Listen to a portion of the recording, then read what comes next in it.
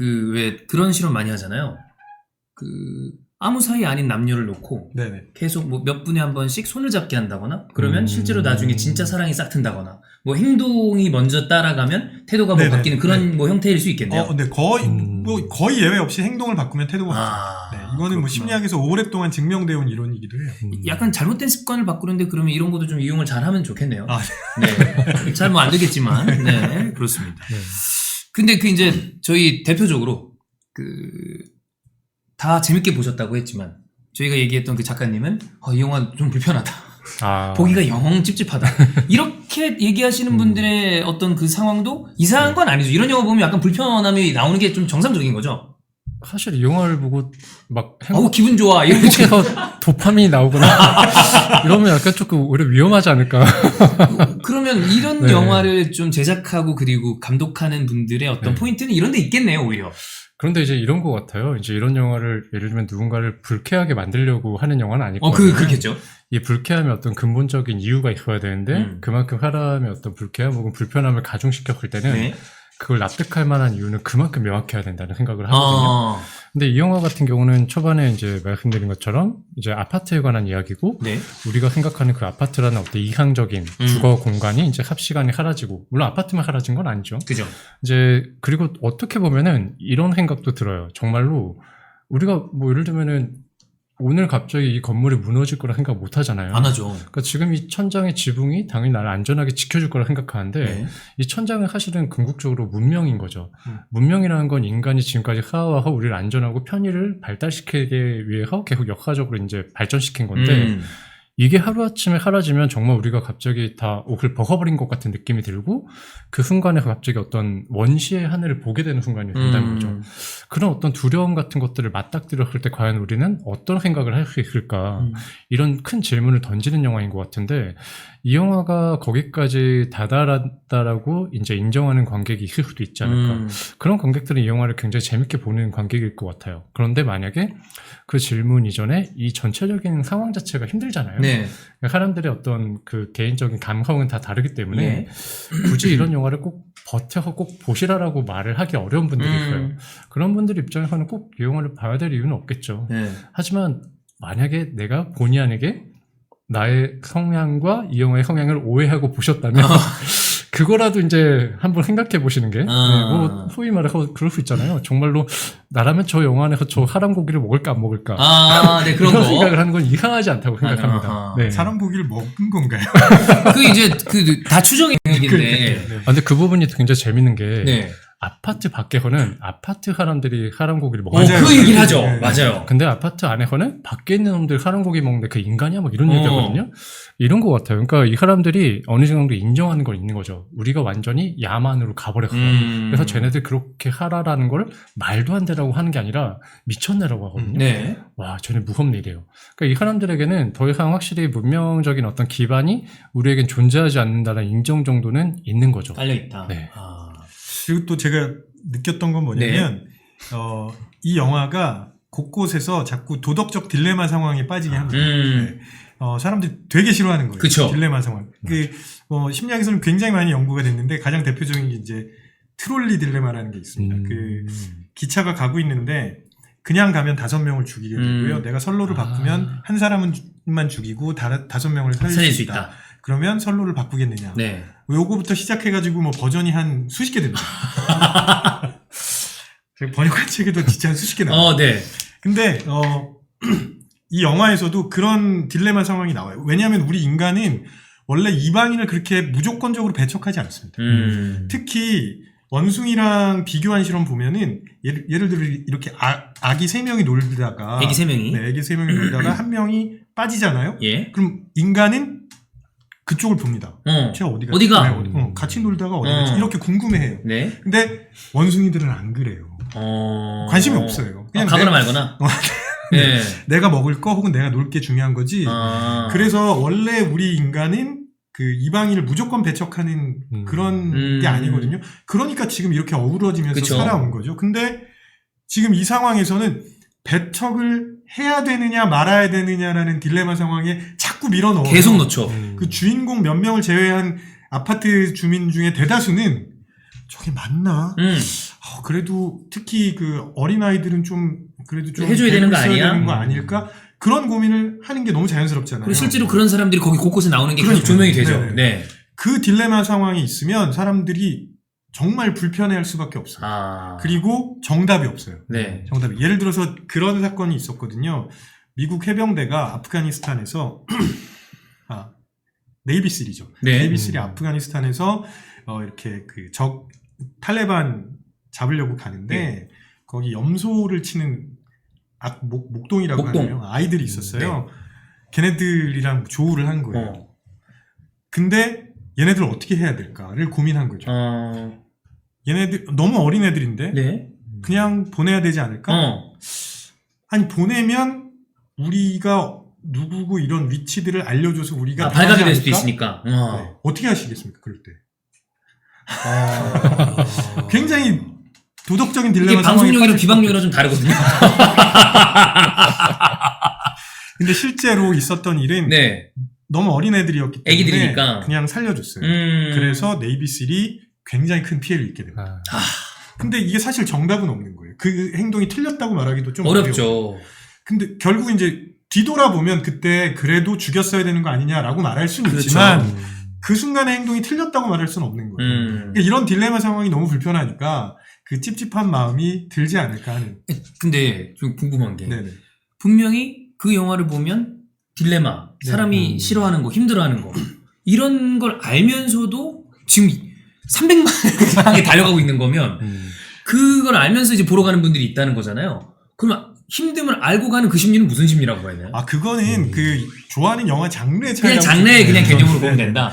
왜냐하면 그냥 영화를 잔잔한 네. 옛날에 흐르는 강물처럼과 같은 예. 이렇게 잔잔한 영화를 좋아하시는 분들도 네. 있고요. 네. 액션 영화를 좋아하시는 분들도 있고 이렇게 뭔가 계속 고민하고 생각하고 싶어하는 영화를 좋아하시는 분들도 있거든요. 성향의 차이지. 그냥 성향 차이다. 네, 네. 그 딜레마를 일부러 막 빠져들어가서 하고 싶은 건 그런 건 아니에요. 그런 건 아니고 이 영화를 보시러 가는 분들이 이상한 사람 전혀 그건 아니죠. 그럼 저희도 이상한 사람이 되는 거니까. 그러면 평론가님은 이 영화를 그래도 꽤 잘 만든 영화다라고 네. 지금 평가를 하시는 것 같은데 네. 어떤 포인트 때문에 사실 이런 영화들 중에 되게 너무 허무맹랑해서 어이가 없거나 아니면 마지막에 그 엔딩이 좀 시덥지 않게 갑자기 과하게 희망적이라 힘이 네. 확 새는 영화들 있잖아요. 네. 그럼에도 불구하고 이 영화가 좋은 평가를 받는 거는 어떤 부분에 있다라고 얘기해야 될까요? 뭐 갑자기 또다시 봉준호 감독님을 후원하게 되는데 네. 뭐 마틴 스콜세지의 말을 빌려서 그런 얘기를 했잖아요. 가장 개인적인 것이 가장 창의적인 것이다. 그러니까 생각해보면 이 영화를 좀 장르적으로 규정하자면 부동산 포스트 아포칼립스라고 할까? 근데 생각해보면은 이 장르는 한국에서도 굉장한 공감대를 일으킬 수밖에 없어요. 근데 지금까지 이런 식으로 한 번도 구현해보지도 않았고 풀어본 적이 없는 소재이고 주제인 거죠. 그런데 그래서 저는 이 영화가 해외에서 관객들이 어떻게 볼까 너무 궁금해요. 그러게요. 네, 왜냐면은 그들과의 현실적으로 맞닿지 않을 수도 있지만 주거 문제에 대한 공감대 정도는 있거든요. 그렇기 때문에 한국은 이렇구나. 이런 특수한 어떤 상황을 나랑 보편적인 공감대로 나눌 수 있으면 그게 생각보다 세계적인 영화가 되거든요. 사실 기생충도 좀 그런 맥락이 있거든요. 왜냐면 사실 기생충이 어떤 지하실에서 갑자기 누가 튀어나온다 생각 못 하잖아요. 그쵸, 반지하. 네. 그거는 뭐 사실 글로벌도 아니고 네. 굉장히 국지적인 어떤 특수한 상황인데 그 계층적인 단면을 보는 거죠. 그리고 모든 사람들이 지금 세계가 이렇게 계층화되고 있고 빈부격차가 심하다는 공감대가 있잖아요. 그런 부분들이 영화적인 어떤 그런 것들과 잘 맞붙어서 많은 보편성을 만들어준 것 같아요. 그래서 이 영화가 보여주는 그 보편성의 울타리는 역설적이지만 한국적이기 때문에 네. 그게 굉장히 넓다라는 생각이 들고요. 그리고 왜 요즘 우리나라 아파트들 이렇게 담을 많이 만들거든요. 아파트 붙어 있는데도 이렇게 딱 구분되어 있는 경우가 되게 많아요. 네. 그리고 거기 들어가려면 카드가 있어야 되고 뭐 누르고 들어가든 카드를 대고 들어가고 이래야 되는데 거기서도 지금 그 앞에 장벽을 만들잖아요. 그렇죠. 네. 들어올 수 없어요. 네. 우리 거야. 이렇게 장벽을 만드는 장면이 일종의 메타포가 아닐까 싶고요.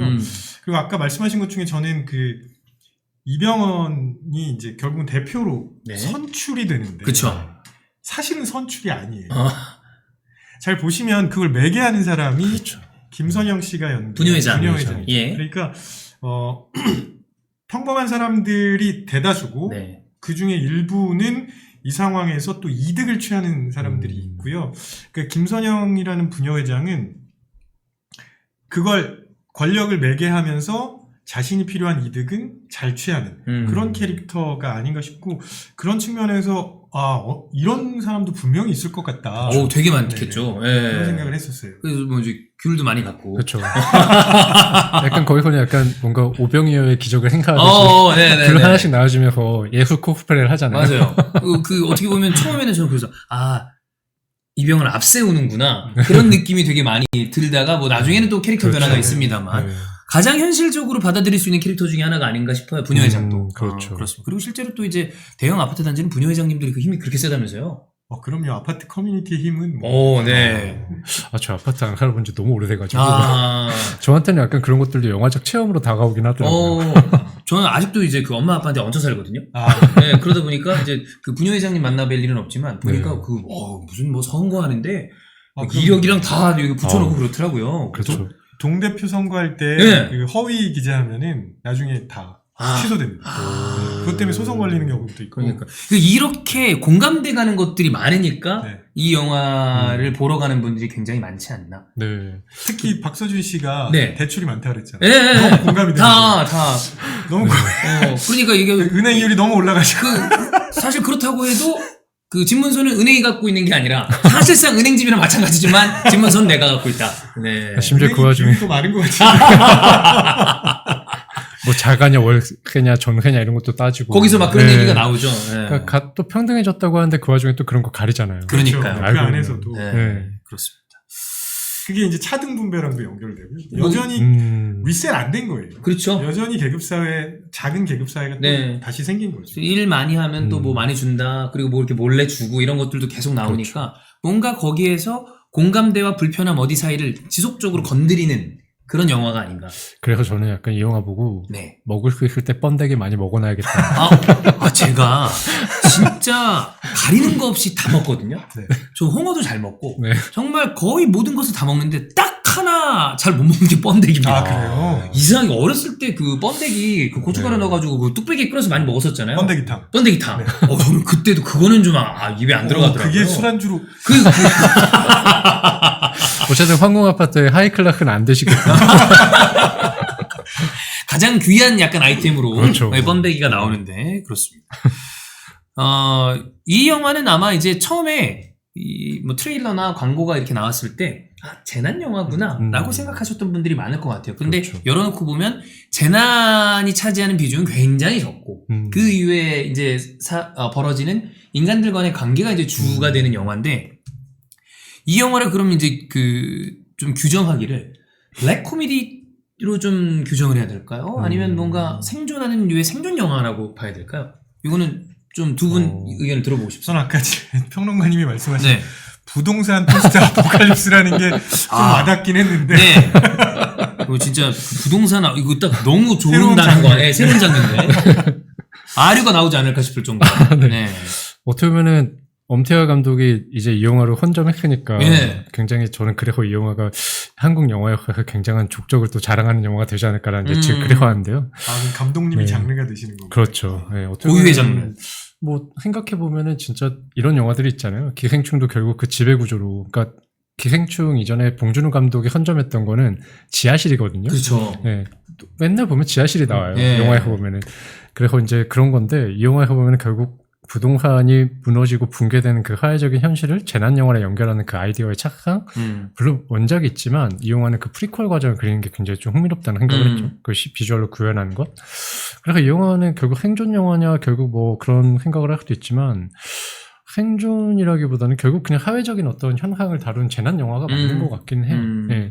그 비주얼적인 측면에서나 그 장르적으로 규정하면 그게 맞는 것 같긴 합니다. 다만 한국적인 지형 안에서 독특한 그 성취가 있다라는 말씀 드리고 싶습니다. 아마도 외국 사람들이 이 영화를 보면 아파트에 대한 이해는 좀 떨어질 테니까. 그렇겠죠. 근데 이게 어찌 보면 아파트가 저한테는 신기루 같은 느낌이 좀 들었거든요. 거기서 얼마나 오래 버틸 수 있을까. 그러니까요. 결국은 모든 게 다 무너진 상황에서 거기서 버텨봐야 얼마 안 될 텐데 그걸 끝까지 지키려고 그렇게 할 필요가 있을까. 그런 측면에서 그렇게 이해하실 수도 있지 않을까 하는 생각이 그런 면에서 그 설국열차 얘기가 저는 인상적이었던 게 남들이 다 꼬리칸에서 머리칸으로 가려고 할 때 그냥 열차 바깥으로 나가려고 하는 솔루션을 내는 게 남국민수잖아요. 그렇죠. 그래서 그냥 아예 틀을 깨버리는 어떤 솔루션? 이것도 생각해보면 아파트 내에서 아무리 지지고 볶고 하려고 그래봐야 나와야 결국엔 해결책이 생기는 건데 그걸 역시 또 박보영이 또 보여주는 게 있기 때문에 그렇죠. 그런 면의 해결책을 또 보여주는 영화가 아닌가 싶기도 하고요. 결국 시스템 바깥으로 나가야 네. 된다라는 좀 어떻게 보면 좀 혁명가? 그렇죠. 어떤 기질 같은 거죠. 네. 그러니까 결국 그 안에 있는 공고한 체계를 깨려면 그 안에 있는 시스템 안에서 뭐 할 수도 있지만 결국 나가서 다른 세력을 또 만나야 되는 그 과정이 있는 것 같아요. 물론 이제 남국민후? 남국민수. 남국민후 같은 경우는 이제 어떤 대책이 있어서 그런 것도 아니고 그쵸. 역시나 이 영화에서 나오는 명의도 그런 건 아니잖아요. 네. 어쩔 수 없이 이제 그런 상황에 만나서 가게 되는 건데 근데 막상 나갔을 때 지옥이라고 했지만 역설적이지만 거기서 또 희망을 또 만나는 그렇죠. 단계가 나오거든요. 전혀 그렇지 않은 곳들이 막 그렇죠. 나오잖아요. 그래서 아까 교수님이 말씀하신 것처럼 저도 그 지론을 좀 믿는 편인데 뭐 사람들이 흔히 적자 생존을 많이 믿잖아요. 근데 저는 그 소위 말해 휴먼카인드라는 책도 그렇고 인류가 생존해 올 수 있었고 발전한 건 의외로 사람들이 갖는 친절함과 따뜻함이다라고 하는 이론이 사실 새롭게 주창되고 있거든요.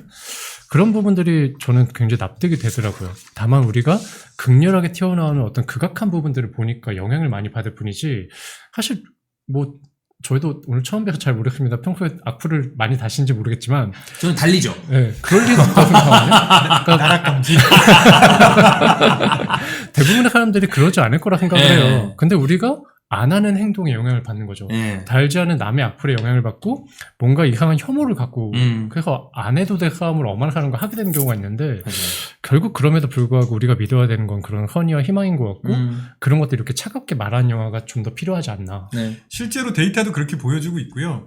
그 너무너무나 유명한 심리학자이면서 철학자이면서 뭐 아무튼 사상가라고까지도 표현하시는 분들이 있는데 스티븐 핑커라는 교수가 있거든요. 네. 이 사람이 뭐라 그러냐면 인류 역사상 지금이 가장 안전한 시대다. 비율적으로 보면 지금이 타인에 의해서 죽는 사람들의 비율이 가장 낮은 시대다. 아하. 이렇게 얘기를 하고 있어요. 예전에는 뭐 그냥 학살, 음. 특히 원시 시대에 가면 모르는 사람을 만났어요. 네. 그러면 죽이지 않으면 도망가야 돼요. 그렇죠. 네. 그런 시대를 이미 지났고 여러 가지 제도가 갖추어지면서 지금이 가장 안전한 시대다. 그럼 이렇게 안전하게 할 수 있는 건 물론 인간의 선한 그런 본성도 기반이 될 거고 제도가 뒷받침되어 주고 있기 때문에 네. 가능한 거다. 이렇게 얘기를 하고 있거든요. 그런 측면으로도 연결되는 게 아닌가 싶습니다.